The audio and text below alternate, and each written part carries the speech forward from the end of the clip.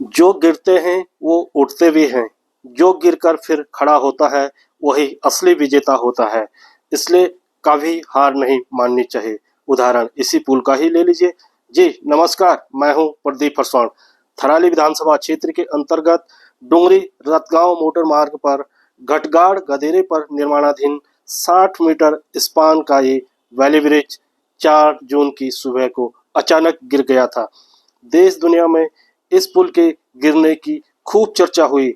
उत्तराखंड सरकार भी इस मामले में सख्त हुई और लोक निर्माण विभाग के 4 इंजीनियरों पर एक्शन भी किया था।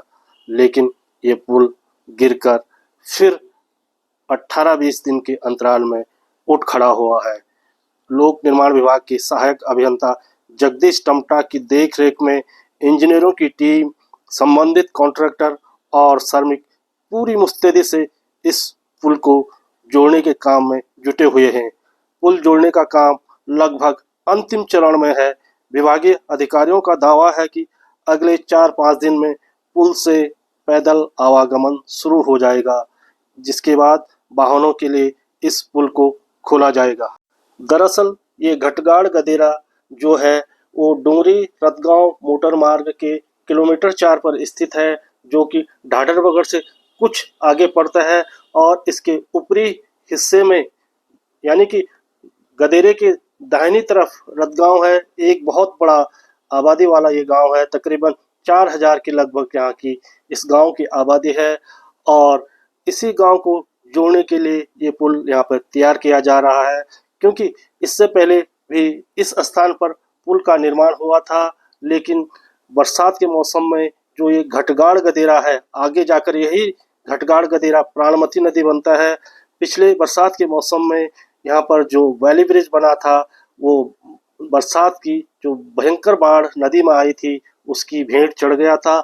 उससे पूर्व में भी एक मोटर पुल इसी स्थान पर बना हुआ था, वो भी इसी नदी की बाढ़ की भेंट में चढ़ गया था। और पिछले 2-3 साल से लोग वैकल्पिक रूप से लकड़ी की पुलिया डालकर इस गदेरे को आर पार कर रहे थे।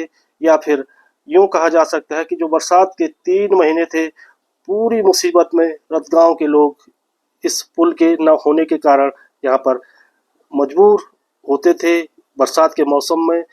इस बार यहाँ पर वैली ब्रिज बन रहा है, जो कि तकरीबन 60 मीटर जिसका स्पान है। परंतु कुछ दिन पहले यही निर्माणाधीन वैली ब्रिज अचानक गिर गया था। तकनीकी खामी इसका कारण माना गया था, पर जो हुआ सो हुआ। पुरानी गलती से सबक लेते हुए इस पुल को एक बार फिर जोड़ दिया गया है और गांव वालों की उम्मीद को फिर पंख लगने की संभावना है, क्योंकि जिस हिसाब से विभागीय अधिकारी दावा कर रहे हैं कि अगले 3-4 दिन में इस पुल से पैदल आवागमन शुरू हो जाएगा। क्योंकि वर्तमान में पिछले 2-3 दिन से जिस तरह लगातार बारिश हो रही है, उसके कारण नदी में जो जल स्तर है वो काफ़ी बढ़ चुका है, जिस कारण लोग अब इस नदी को आर पार नहीं कर पा रहे हैं।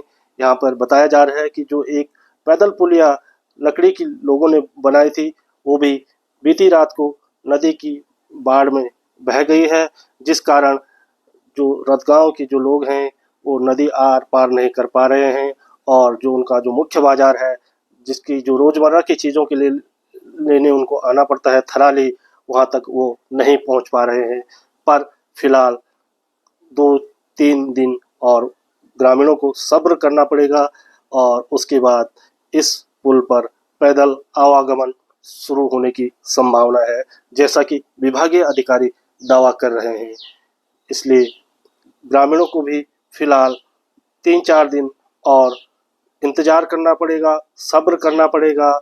और जैसे ही यहाँ पर इस पुल का निर्माण कार्य पूरा होता है, उसके बाद ग्रामीणों के आवागमन के लिए इसको सुचारू रूप से खोल दिया जाएगा।